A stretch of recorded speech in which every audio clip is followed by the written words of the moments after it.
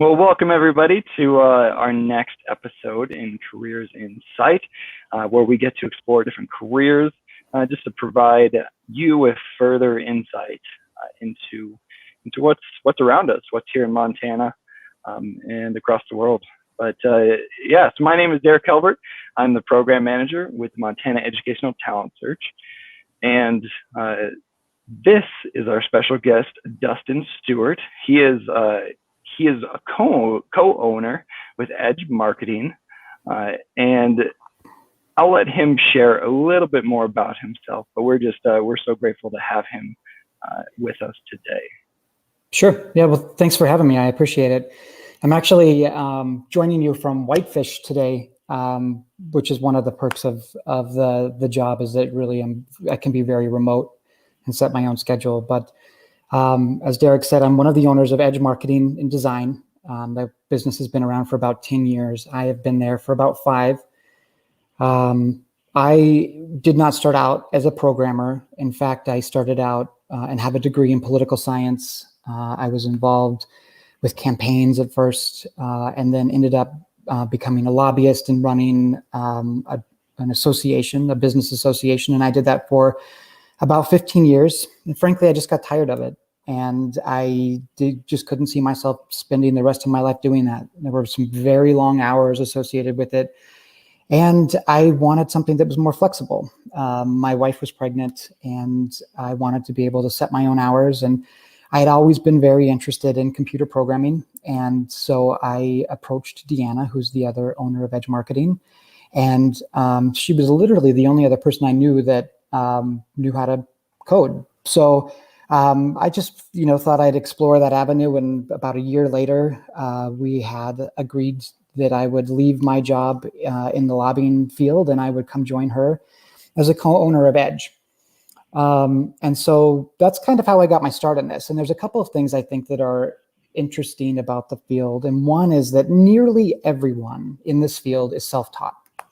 So some people get computer science degrees. Some people have, other degrees that they pursue somewhat related to it, maybe some sort of IT degree. But most of the programs do not teach you how to code. That's something that you do on your own. And even if they do, there really isn't enough substance inside of a 1-semester program in which you could really learn how to do it. And so they can get you started, but you are just going to learn to do it by coding over and over and over again. So that's one thing I think that is pretty. I'm going to turn myself on. Sorry, I'm going to put myself on Do Not Disturb here. So that's interesting about the field. The other thing I think that really attracted me to the field was the flexibility. I can set my own hours entirely, and I think that's the case for most people in the field. We can work at midnight. We can work at 4 a.m. Certainly, there are some jobs where that's not the case, but there is a lot of flexibility in choosing your own hours. If you're just writing, interacting with the program instead of having client meetings and things like that. So that was really frankly very attractive to me as I started to have kids and wanted to spend more time with them and not all of my time, while they were playing at the office.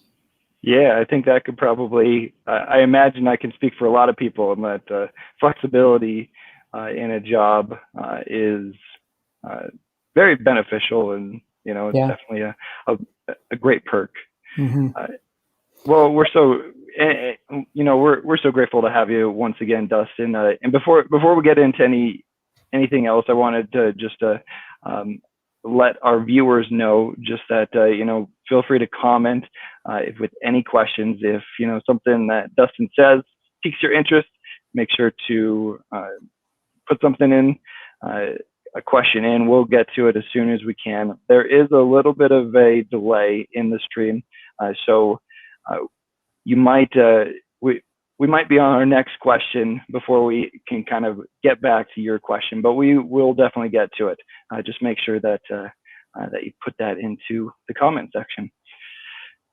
So Dustin, I know you were already kind of alluding to some of the things that you do, but could you kind of explain to us a little bit more about like what a typical day looks like for you. Yeah, sure.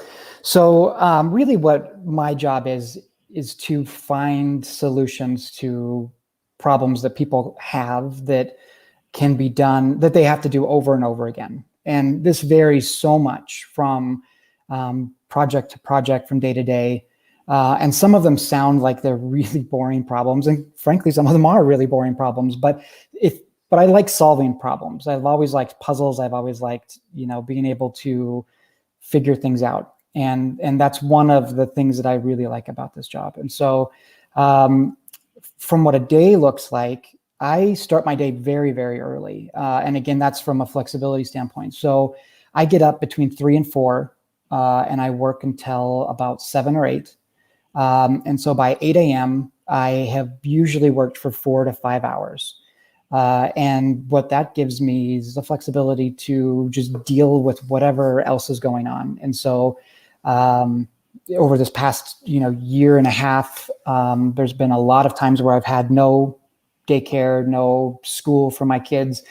And it just was okay because I had already worked for 4 or 5 hours. And I could, adjust to the fact that there was no daycare, or the school was closed, and and still have the work mostly done.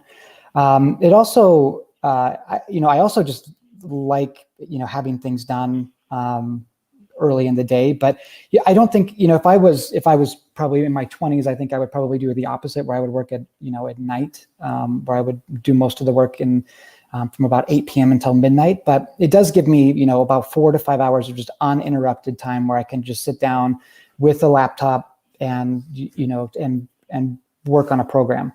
The types of things that we do are we build like basically JavaScript programs. These are things like, so a couple things I've done recently are we built a system to track the water used in an irrigation district and to track all the orders, water used, the amount of water available, how much money everybody owes. We've built some insurance cards. So when you go to the doctor, instead of pulling out like a physical insurance card, you've got a insurance card from your carrier on your phone that you can just show the doctor. We have real estate websites that we've built where we bring all the properties together so that people can search those. We've got a title property search database as well that we've built for people. But again, it really isn't to me about the program at all. And for the most part, I'm not, really attached to any of those things. What I like to do is I like to meet with the client and I like to hear, what is really bothering them about their day, what they're doing over and over again that's so time consuming, and things that we can just take off their plate. So if they've got something that they need to do at 3 p.m. every day and it takes them 45 minutes and it involves Excel, there's a very good chance that we can just automate that for them, and it frees that time up every day. And so, we've saved them, 45 minutes a day. That's, 3.5 hours a week. And that's really what I like to do. That's my main perk, I guess, of the thing I like most about the job. We also have a lot of client meetings. So I do, from a program standpoint, what I do is when I'm in the office, I do a lot of the client meetings, the client follow-up, and then we will do, estimates. We get back to them on prices. We answer questions that they've got. We do bug tracking if they are having trouble with something in one of the pieces of software that we built for them. And that really is what I do with my day.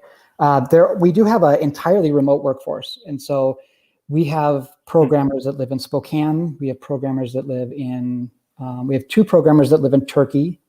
Myself, Oh, wow. I'm remote, but I live in Helena. Deanna is in Helena as well. We have one in Fargo. She is actually a graphic designer. So we're entirely remote in our office. Yeah, that's interesting. So there's a few things that I heard you kind of say. For anybody listening, if you're a problem solver, this could be a career for you. If you like working flexible hours, being able to either, choose your own schedule, kind of work with it, or, being able to work remotely, having kind of that flexibility. But as well as like, I heard you say, and you like to help people with those time-consuming opportunities, and it almost kind of seems like there's this endless, amount of things that you could do to help different people with coding. Like it just kind of it comes down to creativity and coding and experience and things like that.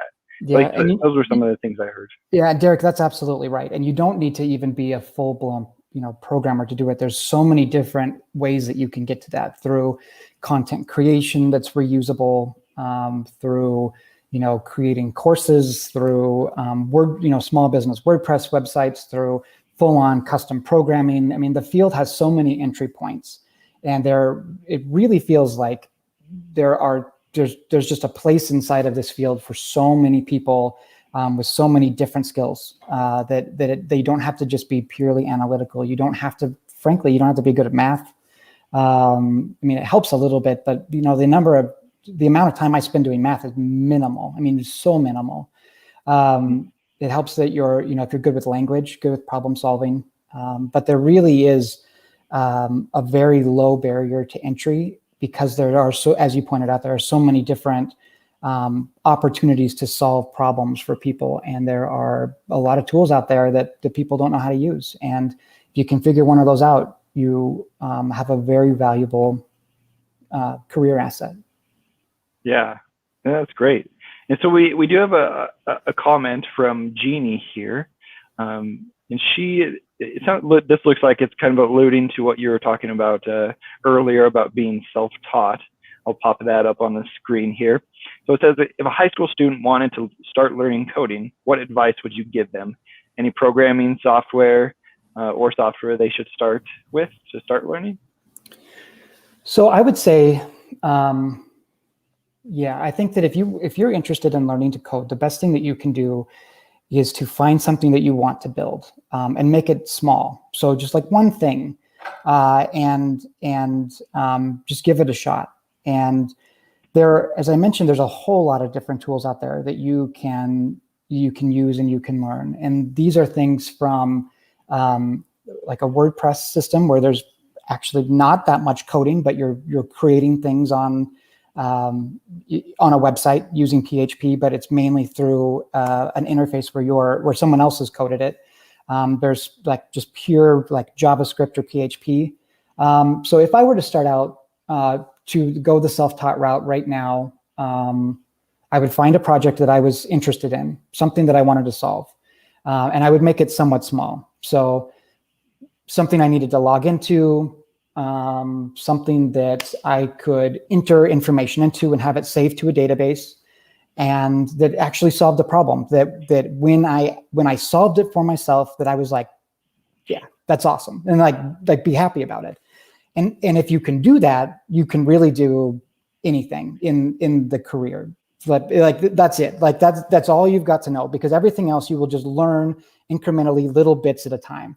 And then after you do that, you'll think of like, okay, well, now I want to improve this one thing. And all you need to do is Google it. Like, login security, because I want to make sure that no one can log into my system. And then login security, PHP, and then you would have more information than you could ever want to know about it. Some of the tools that I would think that you should start with are, because I use them and I really like them, I would say PHP is a really good language to learn.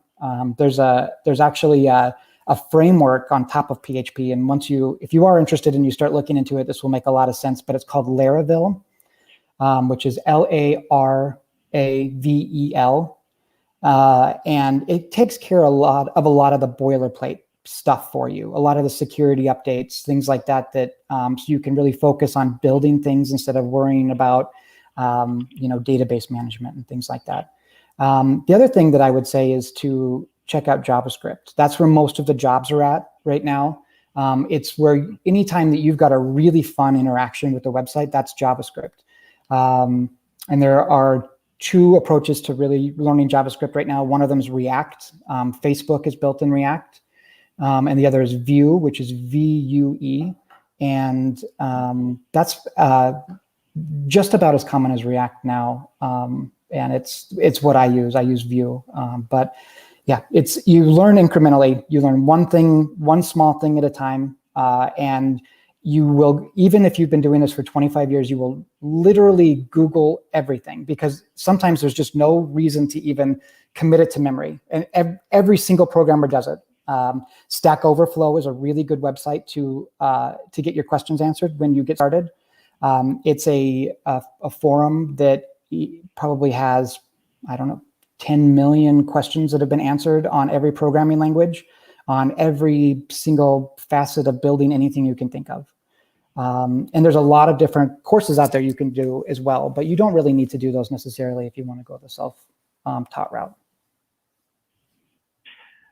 There's a lot there, it sounded like, but a lot of opportunity that, individual students can kind of, seek out and find their own training.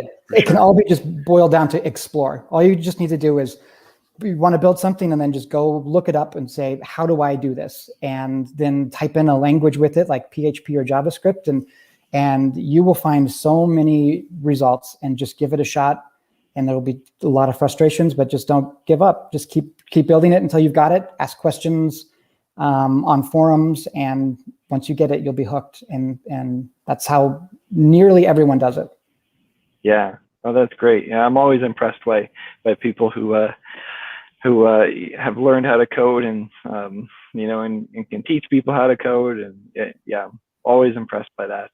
But we have a few more questions here, and you've kind of gone into a little bit of this here into this question. But what would you say is the most enjoyable part of your job? I think that the solving problems, I think, for me, is the most enjoyable part of the job. The flexibility from a personal standpoint is really nice as well. But really, when you've built something that is innovative or is useful to someone and you're saving them a lot of time, it's a very rewarding feeling. And the money's good. This is a very high paying career field, nearly across the board. And one of the neat things about the career field is that it's very remote, and getting more remote every day. And you can continue to live in a place like Montana. You can work for a company that's based in California or New York, and they, for the most part, don't care about that. And you get to make a California or New York salary. But for me, the most rewarding part is actually solving those problems and solving real world problems for a client. And I don't really care what the problem is. I just want to, I get to know these people very well, and I can see the frustration that they're going through when they come to me with, piles of Excel spreadsheets or printouts and PDFs that they've been living through for way too long. And we automate the process for them, and we save them so much time. Yeah. Oh, that's so great. And and I'm glad that you touched on the financial aspect, because I know that it is important to know, that it's somebody who's going to go into this career field, they'll be able to make some money, and absolutely. Yeah. So on top of that, Dustin, there's always ups and downs to every job. What would you, and not necessarily downs, but easy parts, hard parts, what would you say is the most difficult part of this job? So it's really frustrating when you build something and someone doesn't like it. It really is very frustrating. But we can work through that. But what I've been struggling with lately, so this is my kind of like, current news, the thing that I've really been disliking lately is when I work with someone that has very little internet literacy, and they're trying to use a program, and they get defensive. They're like, "Oh, it's broken," and you're like, "Okay, it's not broken. I just need to show you how to use this." And sometimes I have clients, or I've got employees that work for clients that really struggle with, the basics of knowing what the internet is, and that's not a joke. Knowing the difference between Microsoft Outlook and Microsoft Edge or Chrome or Google Chrome, where I'll say, okay, open your internet browser. And they'll say, well, what is an internet browser? And so then taking them from that process, and walking them through to understand how to log in, even log in and use the program where they get frustrated. So that there are, for me, that's the personal issue that I've been struggling with. But the hours can be long if you you never will run out of work. You will literally never run out of work. And so you really have to work on taming your desire to do everything right now and pace yourself. So that would be the other advice that I would give you, is that you've got to really keep that in mind, or you can find yourself working every minute of the day and you will still not run out of work. So those are just a couple things that I try to keep in mind as I go through things. But yeah, for the most part, it's a very enjoyable job. The other thing that I guess that might bother some people is that you spend a lot of time by yourself, solving these problems. And we have hired people before that we thought were just going to be great employees, and they wanted to spend their day walking around the office. Now that we're remote, they would maybe walking around the block or, playing with their dog instead of coding, but you actually have to sit down and do the work. And that would be something that I would, say that you got to keep in mind. It's like the program isn't going to write itself. You actually have to do it. Yeah. Yeah, no, that makes a lot of sense. And for some people that, working by yourself would probably be a perk too, yeah. As well as, yeah, some people just say, so this could be a job for more introverted people. Definitely. People who are, more into that, I guess. And then something that you said in regards to, people not really knowing all about the internet or, computers. A thought that I had too is this is a relatively new, in the grand scheme of things, this is a relatively new career field. It's definitely not as old as farming, so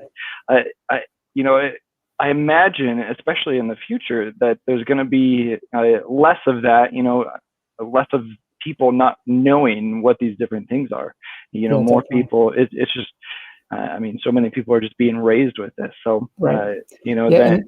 A lot of the people that have those struggles, the computers didn't become mainstream in their career or in their job until they were, some of them, halfway through their careers, in their 30s, and now they're nearing retirement. And even if you think back 15 years ago, it just was not really probably a central part of most jobs like it is becoming. Yeah, so I can understand how they got there. It's still frustrating for me though. Yeah. Yeah. Well, I wanted to address any viewers that we have, anybody watching this either right now or later on after this is posted.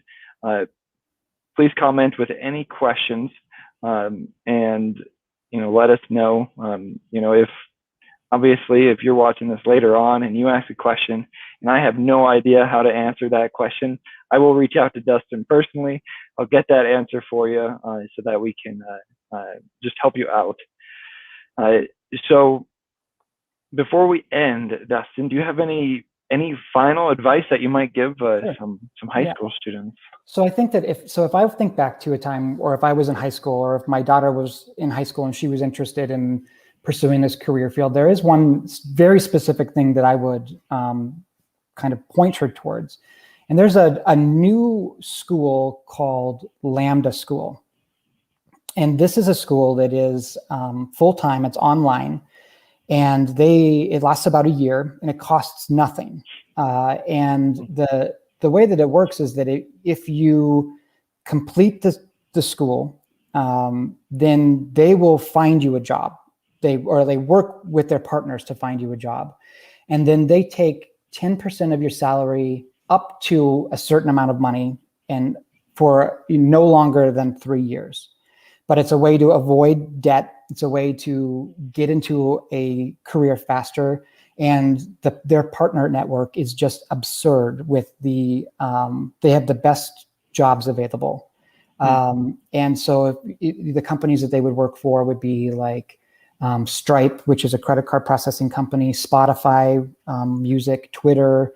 And those are just a couple of them. I mean, they have like Airbnb, Uber, Lyft, and they will teach you from scratch. You have to know nothing when you apply. But it's a fairly competitive program to get into, and not from a competitive program like Harvard. It's a competitive program just because of the numbers of people that are applying. But I would strongly encourage anyone that's interested to look it up, just because it is such a shortcut to getting into the career field and a high-paying job. If you don't get into something like that, then just know that almost no one has, and that there are literally hundreds of thousands of programmers and almost every single one of them is self-taught. And that doesn't mean that you should avoid going to college and do this instead. You can do them simultaneously. And you will find your own path if you're interested in it. Just explore and learn things. And yeah, I'd be happy to talk to you more about it. There aren't very many people in Montana that know how to do it. And so we kind of gravitate together and help each other out where we can. But you can really do anything with it. You can live anywhere, you can build anything, you can work any hours you want. It's pretty great. That's really good to know. And I imagine that there's some high school students that are definitely looking into this career. Whether it's they, love messing with different apps, or they've taken some coding classes, or so definitely appreciate your time here and being able to share just more about this career field. And I hope that anybody watching can gain some, even just one little tidbit from this. That's really all that matters. And so what I'll do is, like I said, if you have any comments, any questions, I will reach out to Dustin and make sure to get those answers. Jeannie commented again saying, "Thanks, Dustin. Great information to help us guide students in this career track." So yep. Thank you so much. With that, we will conclude this show. Thank you for joining us, everyone, and we'll talk to you later. Sounds good. Thanks.